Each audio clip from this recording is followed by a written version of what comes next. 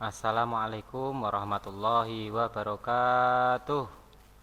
Berjumpa lagi di pertemuan kedua bersama Pak Syarifuddin, mata pelajaran sosiologi. Kali ini di bab pertama tentang apa kemarin? Masih ingat? Struktur sosial. Struktur sosial masyarakat. Kemarin sudah membahas tentang definisi struktur sosial, ciri-ciri struktur sosial, fungsi struktur sosial, bentuk-bentuk struktur sosial. Nah, ini materinya. Definisi struktur sosial saya ulas, Bapak ulas. Sebelumnya baca basmalah, semoga bermanfaat. Bismillahirrahmanirrahim. Menurut George Simmel, struktur sosial itu apa? Kumpulan individu serta pola perilaku. Jadi kumpulan-kumpulan seseorang yang di dalam seseorang itu membentuk sebuah perilaku-perilaku. Jadi ada tingkatan-tingkatan perilaku baik, perilaku buruk.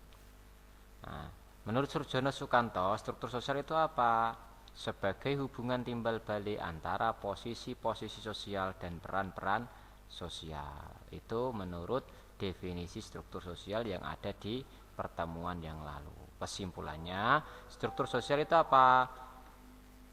Tatanan sosial dalam kehidupan masyarakat yang di dalamnya terkandung hubungan timbal balik antara status dan peran dalam masyarakat.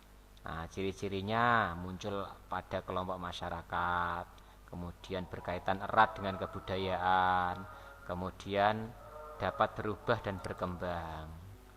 Fungsinya ada fungsi identitas, fungsi kontrol, fungsi pembelajaran. Fungsi identitas itu apa? Fungsi identitas itu sebagai penegas yang dimiliki oleh sebuah kelompok. Nah, biar kelompoknya diakui, ada identitas, misalkan komunitas sepeda ontel, komunitas minion, dan lain sebagainya. Kemudian fungsi kontrol itu selalu memicu kecenderungan dalam diri manusia, dalam individu untuk melanggar norma, nilai, peraturan lain yang berlaku dalam masyarakat. Nah, makanya ada sistem kontrol atau fungsi kontrol agar segala sesuatu yang dilanggar ada imbalannya. Tidak boleh mencuri. Kalau mencuri, penjara, dihukum. Tidak boleh membunuh. Pasti ada hukum, ada imbalan. Terus fungsi pembelajaran. Jadi ada seseorang yang belajar seperti kalian semua. Nah, ini fungsi pembelajaran. Kemudian bentuk-bentuknya ada stratifikasi sosial. Stratifikasi itu apa? Tingkatan, strata, tingkatan. Jadi struktur dalam masyarakat itu membagi masyarakat di berbagai tingkatan-tingkatan. Ada tingkatan-tingkatan. Di antaranya adalah tingkatan paling atas, tingkatan menengah, dan tingkatan bawah. Stratifikasi atas, menengah, dan bawah. Lah, ukurannya bagaimana yang atas? Kekayaan. Kemudian menengah ukuran yang dipakai dalam stratifikasi atas, menengah, dan bawah itu apa? Bisa dilihat dari apa? Kekayaan, pendidikan, keturunan, atau kekuasaan. Bisa dilihat gambarnya. Begitu. Lah, bentuknya ada stratifikasi sosial tertutup, stratifikasi sosial terbuka, dan campuran. Lah, sosialisasi sosial, stratifikasi sosial tertutup itu tidak mungkin terjadi perpindahan posisi atau pergerakan mobilitas sosial. Tidak boleh nyabrang. Jadi tidak boleh berpindah-pindah, itu tertutup. Nah, terbuka boleh. Dapat diizinkan pergerakan kemana saja, baik naik, turun, dan sebagainya. Nah, campuran, ya ada yang tertutup, ada yang terbuka. Nah, ini gambarnya. Yang tertutup hanya lingkup itu saja. Kemudian yang terbuka, stratifikasi terbuka itu bebas keluar masuk, ada berpindah ke tingkatan atas, ke tingkatan menengah, itu bebas. Tergantung mobilitas pergerakannya. Nah, itu. Kemudian Bentuk-bentuk yang kedua adalah diferensiasi sosial. Menurut Surjono Sukanto, itu apa? Penggolongan masyarakat atas perbedaan yang biasanya sama atau sejajar. Contoh, gender, jenis kelamin. Nah, sama manusia, gender sama manusia, laki-laki dan perempuan ya manusia. Nah, itu.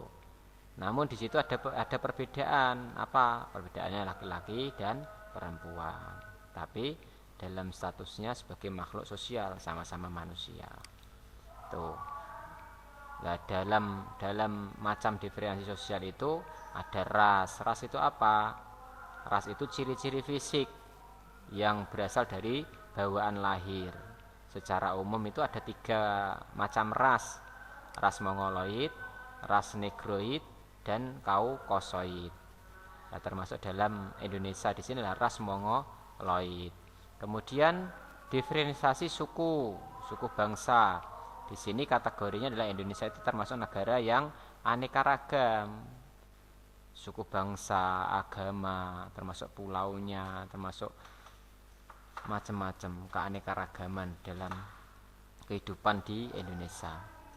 Nah, ini ada klan bisa dibaca karena ini adalah di pertemuan yang lalu. Perbedaannya yang tugas kemarin sudah kalian kumpulkan, stratifikasi sosial, perbedaannya bisa dibaca. Kemudian kita masuk kepada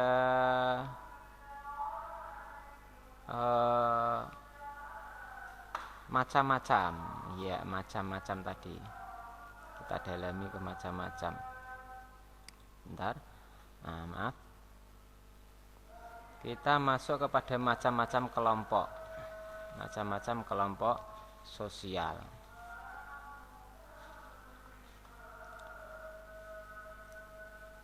Nah, di dalam macam-macam kelompok sosial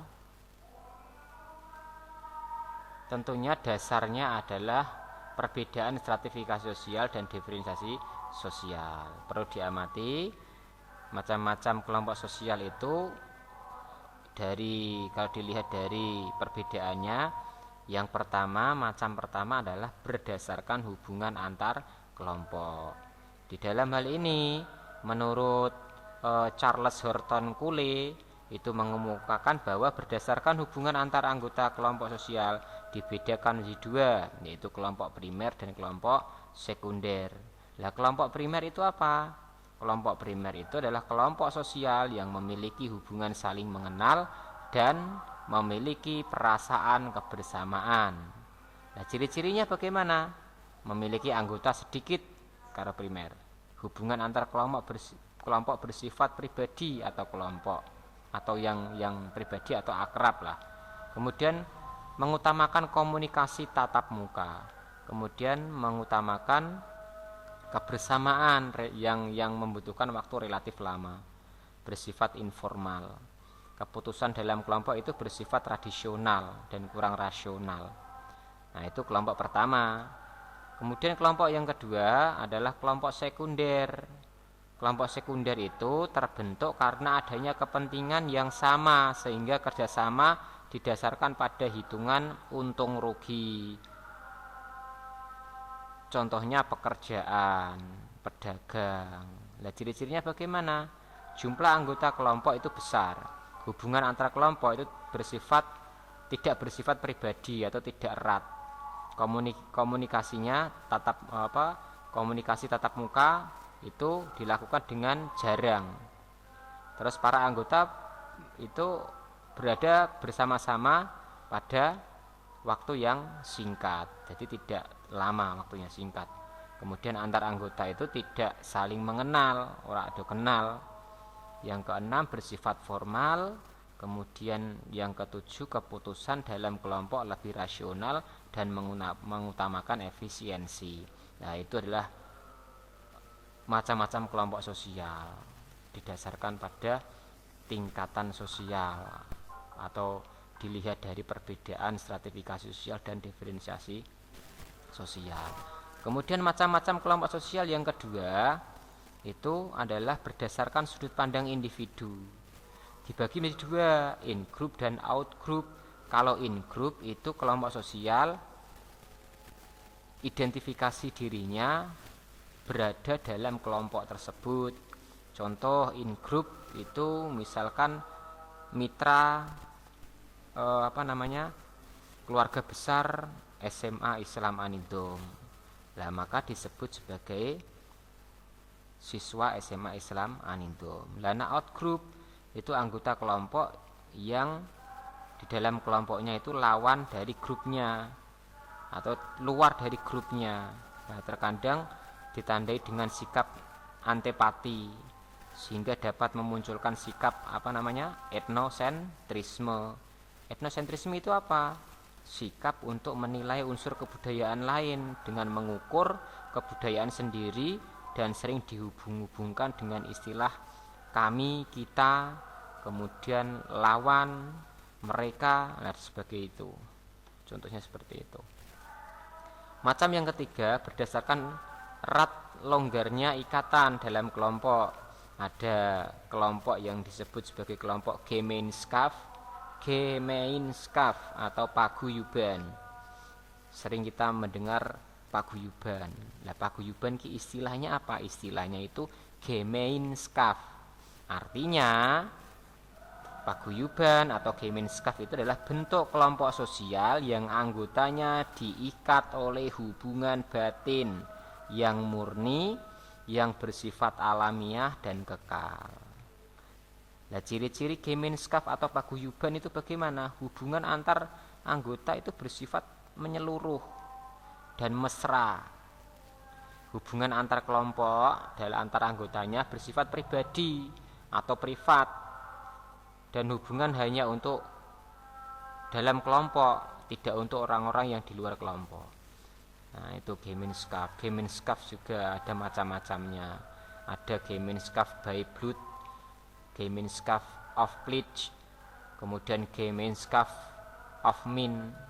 Nah, Gemeenschap by blood itu adalah bentuk kehidupan bersama yang anggotanya diikat oleh hubungan darah atau keturunan, namanya Gemeenschap by blood.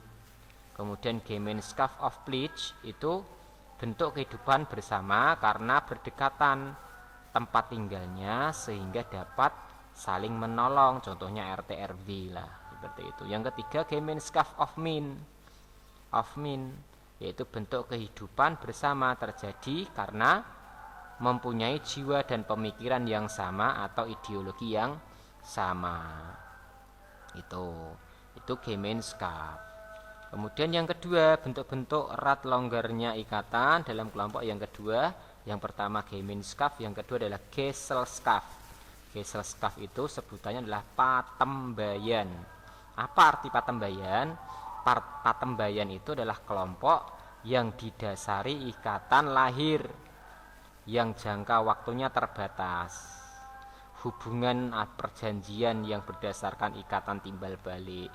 Misalkan apa? Ikatan antar pedagang, organisasi buruh. Terus orang-orang yang termasuk mempunyai hubungan Gesellschaft itu mempunyai kepentingan pribadi. Nah, di dalam kehidupan kelompoknya. Itu adalah yang ketiga, macam-macam yang ketiga. Macam-macam yang keempat berdasarkan sistem hubungan. Ada kelompok formal, ada informal. Sudah jelas saya kira. Kelompok formal itu kelompok yang memiliki peraturan-peraturan yang tegas dan dengan sengaja dibuat oleh anggota-anggotanya untuk mengatur hubungan anggota yang lain atau anggotanya di dalamnya. Nah, itu. Jadi kelompok formal contohnya asosiasi atau disebut sebagai organisasi, ya seperti itu. Ada organisasi normatif, ada organisasi utilitarian. Itu ada normatif. Kemudian kelompok formal. Kelompok informal itu kelompok yang terbentuk karena pertemuan yang berulang-ulang dan merasa memiliki kepentingan dan pengalaman yang sama. Itu. Terus yang kelima, berdasarkan solidaritas antar kelompok. Contohnya solidaritas mekanik. Solidaritas mekanik itu ya masyarakat yang masih sederhana yang diikat oleh kesadaran kolektif. Kemudian solidaritas organik, solidaritas atau masyarakat yang sudah kompleks dan disatukan oleh sifat saling ketergantungan antar kelompok. Yang keenam, berdasarkan acuan atau bersikap dan bertindak. Yang pertama dibagi menjadi beberapa atau dua, di antara membership dan membership group dan reference group. Nah, membership group itu merupakan kelompok sosial secara fisik menjadi anggota kelompok. Itu kalau reference group itu kelompok sosial yang menjadi acuan dalam perilaku maupun pengembangan kepribadian para individu yang tidak tercatat secara fisik dalam keanggotaan kelompok tersebut.